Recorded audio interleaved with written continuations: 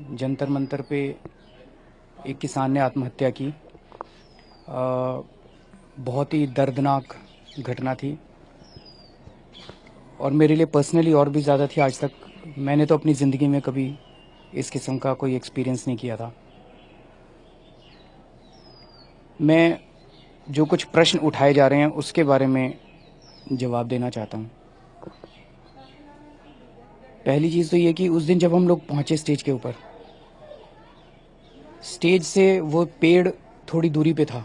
आप लोग सब मौजूद थे, आपको पता है।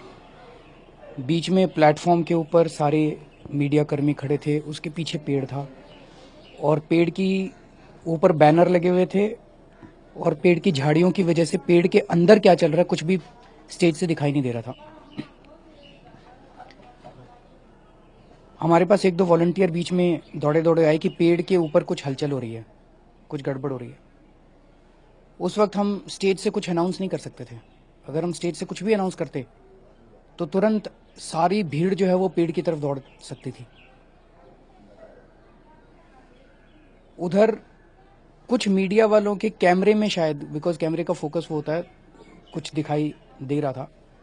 धीरे धीरे ये पता चलने लगा कि वहाँ कोई शख्स आत्महत्या करने की कोशिश कर रहा है, लेकिन कंफर्म नहीं था। इसीलिए इस बात को भी हम स्टेज से अनाउंस नहीं कर सकते थे क्योंकि ये फिर वहाँ पे भगदड़ मच जाती। हम बार बार ये कह रहे थे भी पेड़ पे कुछ गलत हो रहा है, पुलिस वाले चढ़ के वो करो, पुलिस वाले चढ़ के। पेड़ के नीचे कुछ गेस्ट टीचर्स थे, कुछ पुलिस वाले थे, कुछ वॉलंटियर्स थे, वो ऊपर की तरफ देख रहे थे। लेकिन मुझे ईमानदारी से मुझे ये लगता है कि शायद उन्होंने भी ये नहीं सोचा होगा कि कोई एक्चुअली शख्स वहां आके आत्महत्या कर लेगा। इस वक्त हमें एक दूसरे के ऊपर आरोप प्रत्यारोप की बजाय हम ये कहें सारी पुलिस वाले खराब हैं, ये भी ठीक नहीं है। वहां पे जितने भी पुलिस वाले थे, अगर उनमें से जरा भी आभास उनको होता कि ऐसा कुछ वो करने की कोशिश कर रहा है, मुझे पूरा यकीन है 80-90% लोग के दिल में दया होती है। कोई ना कोई तो ऊपर चढ़ के उसको बचाने की कोशिश कर उनको। मुझे लगता है जेन्युइनली उन लोगों को ऐसा नहीं लगा होगा। और शायद तो जब ये उसकी बॉडी नीचे उतरी तो पता चला कि वो जिंदा है और उसको तुरंत अस्पताल भेजा गया। कुछ आम आदमी पार्टी के वॉलंटियर्स उसको अस्पताल लेके गए। उसके बाद मैंने बोलना शुरू किया और मैंने कहा कि बोलने का बिल्कुल मन नहीं करा, गिलानी आ रही है। लेकिन फिर मैंने अपनी बात, मेरे को 1 घंटे का भाषण देना था, मैंने शायद 10-15 मिनट मैं अपनी बात समेटने की कोशिश की। मुझे लगता है हाँ ये मेरी गलती थी, शायद मुझे नहीं बोलना चाहिए था उस टाइम। लेकिन उस टाइम ये बात नहीं सूझी। उसकी वजह से किसी की भी संवेदना को अगर ठेस पहुंची, मैं उसके लिए माफ़ी मांगता हूँ। लेकिन अब मेरे को ये लगता है कि पिछले 1-2 दिन से जो चल रहा है ये ठीक नहीं चल रहा है। मतलब हर 1 घंटे के बाद इस तरह की मेरी सब लोगों से हाथ जोड़ के निवेदन है, पुलिस अपनी जांच कर रही है, मजिस्ट्रेट अपनी जांच कर रहा है।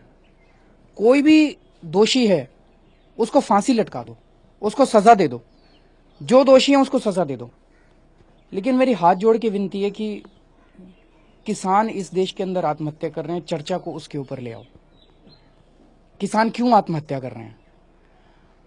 ये हर 1 घंटे के बाद सूत्रों से, कभी इधर के सूत्रों से, कभी सरकारी सूत्रों से, पुलिस के सूत्रों से, होम गृह मंत्रालय के सूत्र फलाने, ये जो नाटक चल रहा है पिछले 1-2 दिन से, ये ठीक नहीं है।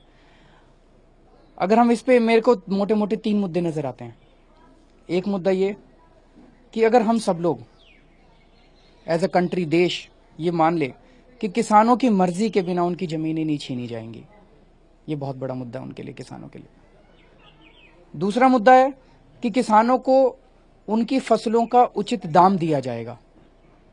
स्वामीनाथन रिपोर्ट जो कहती है कि लागत से 50% ज्यादा उनको दाम मिलना चाहिए। इसके लिए जो भी जरूरत है, जितना राज्य सरकारें कर सकती हैं वो करें, जितना केंद्र सरकार कर सकती है वो करें। अगर किसानों को उचित दाम मिलने लग गए अपनी फसलों के, वो आत्महत्या क्यों करेंगे? और तीसरा कि अगर किसान की खेती बर्बाद हो जाती है तो उसको उसका मुआवजा मिलना उसका हक होना चाहिए। ये किसी मुख्यमंत्री के दया दृष्टि पे नहीं होना चाहिए। जैसे किसी मुख्यमंत्री ने 300 अनाउंस कर दिया, मैंने 20,000 अनाउंस कर दिया, ये किसी की दया दृष्टि पे थोड़ी कोई फॉर्मूला होना चाहिए। उसका हक होना चाहिए कि मेरी फसल बर्बाद हो गई, मैं निश्चिंत हूं, सरकार मेरी मदद करने के लिए आएगी। मेरी सब लोगों से हाथ जोड़ के विनती है, मुद्दे को किसानों के मुद्दे पे ले आओ और किसान इस देश में आत्महत्या करना बंद करें। चर्चा को इस पे ले आओ। जो जांच चल रही है, जांच होएगी और जांच में जो दोषी है वो निकल के आ जाएगा। आपने अपना पक्ष रखा, कुछ सवाल अभी हैं जिनका जवाब पार्टी जो दे रही है उसमें कंसिस्टेंसी नहीं है। जब आप कह रहे हैं कि आपने उस शख्स को गिरते हुए देखा या उसे उतारा गया, वो उतारा नहीं गया था, वो गिरा था। हमने देखा तस्वीरों में, कुछ लोग वहां बचाने की कोशिश करते, वो गिरा। एक सवाल जो उठा है वो संवेदनहीनता का कि दिल्ली के मुख्यमंत्री स्टेज पर बैठे थे, क्या अगर वो अपील करते लोगों से, क्या वो उसके पहले अगर खुद पुलिस से अपील करते कि आप जाइए रेस्क्यू कीजिए, क्या पुलिस अपील नहीं करती? कुमार विश्वास अपील करते थे। मैं तो की थी अपील। आप नहीं थे स्टेज पे, आप तब आए जब वो गिर चुका था, उसे अस्पताल ले जाया गया था। संवेदनहीनता इसलिए दिखाई दी कि दिल्ली के मुख्यमंत्री स्टेज पर बैठे रहे और खुद उठकर उन्होंने माइक नहीं लिया, मोर्चा नहीं संभाला और अपील नहीं की पुलिस वालों से। क्या हो सकता था पुलिस आपकी बात सुनती और वक्त रहते उसे बचाया जा सकता था? तो वो तो कर रहे थे, सारे लोग कर रहे थे, स्टेज से अपील सब लोग कर रहे थे। कुमार विश्वास की अपील और दिल्ली के एक मिनट मुख्यमंत्री की अपील में बहुत फर्क है। आशुतोष, फिर से आप उसी के ऊपर आ रहे हैं। मैं यही कहने की कोशिश कर रहा हूं, अगर आप अपनी 24 घंटे इसी के ऊपर डिबेट चलाना चाहते हैं तो आप अपना डिबेट चलाते रहिए। अगर इसी से टीआरपी बनती है तो आप करते रहिए। इससे किसानों की समस्या का समाधान नहीं हो रहा। किसानों की समस्या का समाधान होगा अगर हम किसानों के मुद्दे के ऊपर बात करना चालू करेंगे। मुद्दे पे चर्चा हो रही है अरविंद, बिल्कुल चर्चा हो रही है, लेकिन जो कुछ घटनाक्रम हुआ वो किसी ऑर्डिनरी फंक्शन में या ये मैं तो कह ही रहा हूं कि वो ऑर्डिनरी फंक्शन नहीं था। मैं तो कह रहा हूं दिल्ली का मुख्यमंत्री वहां मौजूद था और मेरे सामने ये घटना घटी। मैं इसको पचा नहीं पा रहा हूं। पूरी रात नींद नहीं आई उस दिन मेरे को। मैं इसको पचा नहीं पा रहा हूं। लेकिन अब जो भी जांच चल रही है उस जांच के सामने आएगा कि कैसे घटना घटी, किसने देखा किसने नहीं देखा। अब हम लोगों को कोई, भाई हम भी इस राजनीति के अंदर राजनीति को बदलने के लिए आए हैं। आपकी पार्टी आई सामने बयान देने के लिए, जब पॉलिटिकल बयान आ रहे थे आपकी पार्टी भी तो आई ना, फिर उस पर राजनीति करने के लिए बयान तो आपकी ओर से दिए जा रहे थे। अब अगर आप माइक लगाओगे, पूछोगे, कल सारा दिन टीवी वाले चलाते रहे केजरीवाल क्यों नहीं बोल रहा, केजरीवाल क्यों नहीं बोल रहा। अब मैं बोलने आया, अब आप चलाओगे केजरीवाल राजनीति कर रहा है। हम बोलें तो भी मुश्किल, हम ना बोलें तो कहोगे राजनीति कर रहे हैं, ना बोलें तो कहोगे बोलते क्यों नहीं है। मेरी आशुतोष मेरी आपसे ये रिक्वेस्ट है, मैं जितना बोलना चाहता था मैंने बोला, ठीक है। आपको जो भी कंक्लूजन ड्रॉ करने हैं, निष्कर्ष ड्रॉ करने हैं, आप निष्कर्ष ड्रॉ कर सकते हैं। मेरी हाथ जोड़ के आपसे विनती है, इसके चीथड़े उड़ाने बंद कर दीजिए। इससे किसानों का भला नहीं हो रहा है। इसकी चीर फाड़ करनी, इससे आपकी टीआरपी बढ़ रही है। 24 घंटे लोग टीआरपी बढ़ रही है आपकी, लेकिन इससे किसानों को कुछ भी भला नहीं हो रहा है। अगर मैं दोषी हूं, मुझे दोषी करार दे दीजिए, वो तो दे ही दिया। मुझे दोषी करार दे दीजिए, सारी घटना का मैं दोषी हूं, सब कुछ के लिए मैं दोषी हूं। मुझे उसके बाद कम से कम किसान, चलिए मैं दोषी हूं, सारी चीज का मैं दोषी हूं, मैं मान लेता हूं मैं दोषी हूं सारी चीजों का। अब किसानों की बात करें, किसानों की मैं कह तो रहा हूं, आप अभी भी ठीक रहा मीडिया मैं कहता टीआरपी के लिए। मैं मीडिया, अगर नैतिक रूप से आपने स्टैंड हाई लिया हुआ है तो आप ही से तो सवाल पूछा जाएगा। कह तो रहा हूं कि मैं दोषी हूं जी। अब किसानों की बात करें, अब किसानों की बात करें। किसानों की बात करते हैं कि किसान इस देश के अंदर आत्महत्या क्यों कर रहे हैं। मेरे को ये 3 मुद्दे नजर आते हैं। इसके अलावा डिबेट चलाते हैं कि और क्या क्या मुद्दे हैं किसानों के। उनको खाद नहीं मिल रहे, उनको बीज नहीं मिल रहे, जो भी मुद्दे हैं उसके ऊपर डिबेट चलाते हैं ना। किसानों की आत्महत्या को रोकना हमारा मकसद है, उसके ऊपर आते हैं डिबेट को लेकर। किसानों की आत्महत्या आप रोकेंगे? एक किसान ने यहाँ खुदकुशी कर ली, उसके परिवार का क्या? उसका परिवार कह रहा है कि मनीष सिसोदिया के बुलाने पर वो यहाँ गए थे, हैंड राइटिंग नहीं मिलती है। कुमार विश्वास ने पहले ही कंक्लूजन निकाल लिया कि उसकी हैंड राइटिंग है। कई सारे सवाल अभी भी अनसुलझे और इनका जवाब नहीं मिला। तो वो तो आशुतोष तो जांच नहीं करेगा, एएनआई तो उसकी वो नहीं करेगा, वो तो पुलिस कर रही है जांच। जो पुलिस करेगी, जो दोषी है उसको फांसी पे लटका दो ना। इसके चीथड़े क्यों उड़ा रहे हो? जो दोषी है उसको फांसी पे लटका दो। कुमार विश्वास, मेरे को अगर बुलाएगी पुलिस, मैं जाऊंगा अपनी स्टेटमेंट देने के लिए। जो मेरे को बुलाएगा मैं हम पूरा कोऑपरेट करेंगे।